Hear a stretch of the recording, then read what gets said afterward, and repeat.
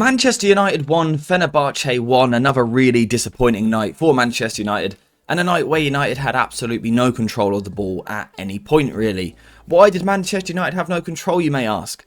Well, the answer is because out of possession, United were really poor in this game. We made it incredibly easy for Fenerbahce to move the ball through the first phase, the second phase, and into the final third. And if you can't control a game from a defensive point of view, you're going to struggle to even get the opportunity to control a game on the ball. And that was the problem for Manchester United right from the start. We're going to start high up the pitch, trying to apply pressure, trying to win the ball high.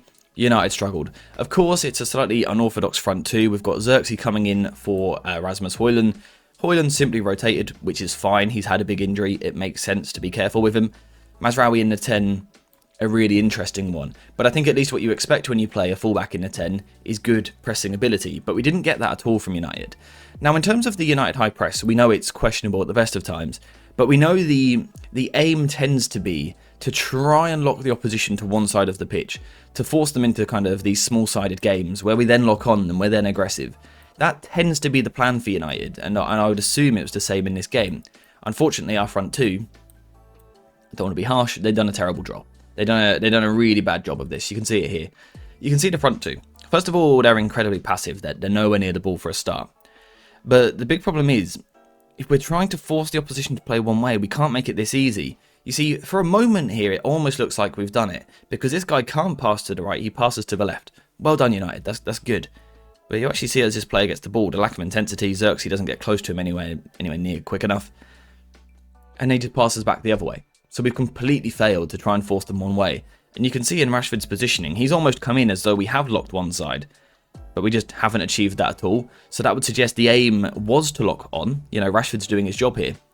But the front two done a really bad job of trying to control Fenerbahce here, and that was a problem. The other problem also was Sofian Amrabat. You know, that Manchester United midfielder, that kind of rejected Manchester United midfielder in the summer. Yeah, he caused a lot of problems for us because he was used intelligently. He was used in a good way by Jose Mourinho. What he often done was he dropped deep between his two centre-backs.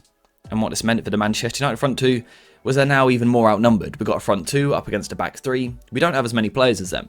And in terms of, again, trying to do a job of forcing Fenerbahce one way, it really doesn't look like we've achieved that. When Amrabat has this much time in the ball, he can pass to his left or he can pass to his right. Mission failed from Manchester United in the high press. It's not worked. So what happens when you can't press effectively and you get played through quite easily? Ultimately, you lose control of the game because the opposition gain a lot of territory and they move the ball forward onto you. And once again, United had problems in this area. United had problems with the fact that they were overloaded in key parts of the pitch, so tactically it doesn't look too great for United. The big issue was a player for Fenerbahce who you would assume is an attacking midfielder dropping deep left. Now, we spoke about this in our live stream yesterday. We predicted this, so United should have expected this. Tune into the live streams, by the way, if you want to see these predictions more. Tune in, they're quite good. But the problem United have got here is, you can see it in the average positions, Fenerbahce are almost playing with two left wingers. And when you play with two left wingers, that's going to create overloads down this side of the pitch. And this is a side of the pitch where we've got Marcus Rashford, who isn't the most intense, although he actually done his defensive work pretty well last night. But naturally, he's not the most intense player. And the opposition, Fenerbahce, have three players in these positions, and we've only got two. Now, in terms of potential solutions, you could choose to be aggressive, you could push Rashford up, you could push Dalot up, and pull the lift a little bit wider. And in moments, United did do that, and we were aggressive. But it's inconsistent, and it's always a risky game when you're being pulled about like this. And you can kind of see it here. This is supposedly an attacking midfielder, but he's literally playing right on the touchline on the left-hand side. And if we mark these three left-hand side players together here, you can see we've got Rashford and Dalot trying to deal with them. De Ligt is kind of tempted. He's having a look at coming across. But there was clear confusion for Manchester United in these positions.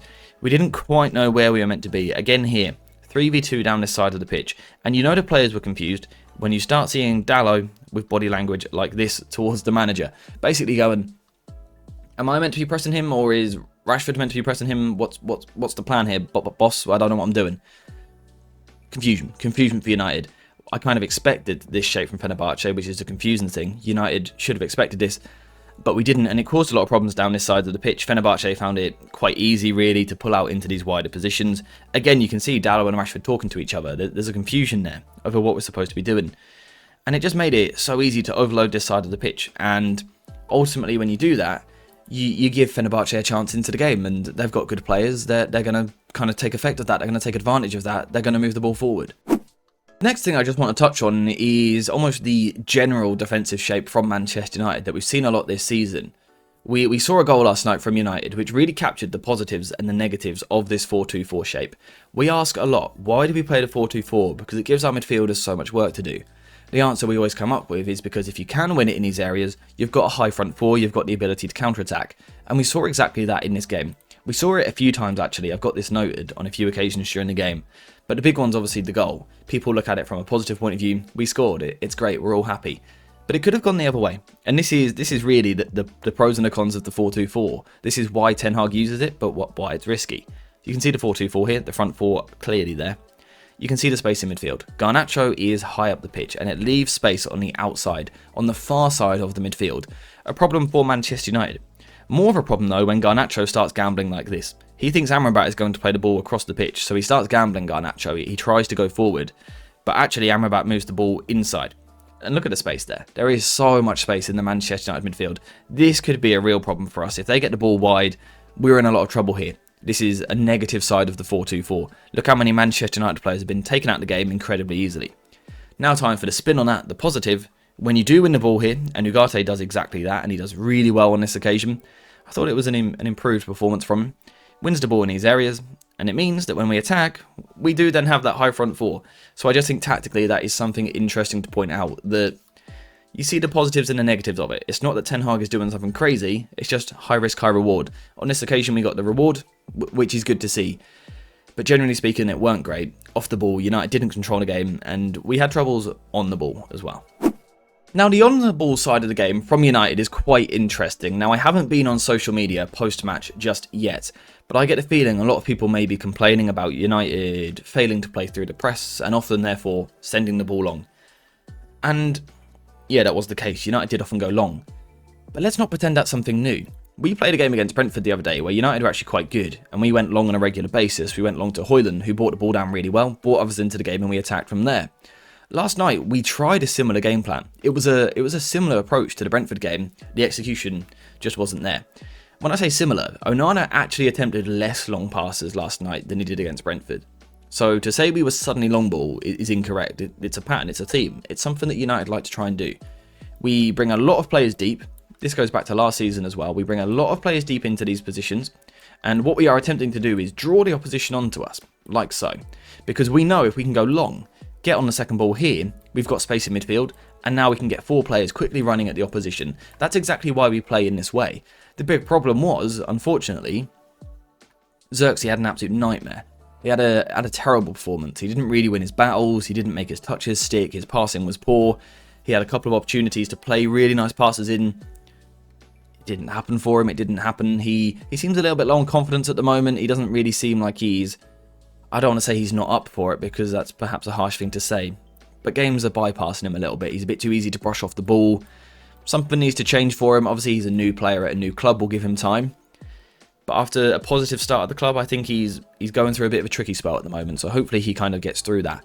But it created a problem for Manchester United because we know in moments we can play out from the back. And absolutely we've done that at times in this game. Particularly with Onana kind of drawing players towards him and then finding the free man. We've done that on a few occasions. Watch back the first 2 minutes of the game, for example, and you see it twice inside the first 2 minutes.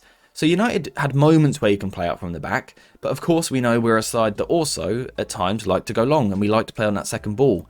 If you can't win the first ball, win the second, and when you don't do either, again, you lack control. And that's why for Manchester United, this was a game that lacked control. Out of possession, we've seen the problems. In possession, it didn't work. We didn't make it stick, we didn't win the second ball, and therefore we gave up control of the football match, and we never really had a chance of controlling the game. Our big threat was transition. Ultimately, we got into those positions pretty regularly. We should have scored more goals last night. There are some horrible final third decisions, horrible last touches, horrible dribble attempts. United actually should have scored more goals last night. But ultimately, when we're relying on the transition for the first hour of the game, you're going to be in a little bit of trouble. Now, why do I say the first hour of the game? Well, because things did eventually change for the last 30 minutes, and it was because of the subs. Now, the changes I'm referring to was Højlund and Casemiro coming onto the pitch, allowing Højlund and Eriksen to now play as our front two. Now, why did this change things in the last 30 minutes? Why did it look positive towards the end? Well, one, because Fenerbahce was starting to fatigue. We kind of pointed that out yesterday. There is a fitness problem with Fenerbahce. They do tail off towards the end of games. But also, the pressing was much better. This duo done a much better job of forcing the opposition one way. When we do that, we're now forcing the opposition to play along, rather than us. Suddenly we can win balls in midfield with Casemiro, Ugarte and Eriksen. United start to get control.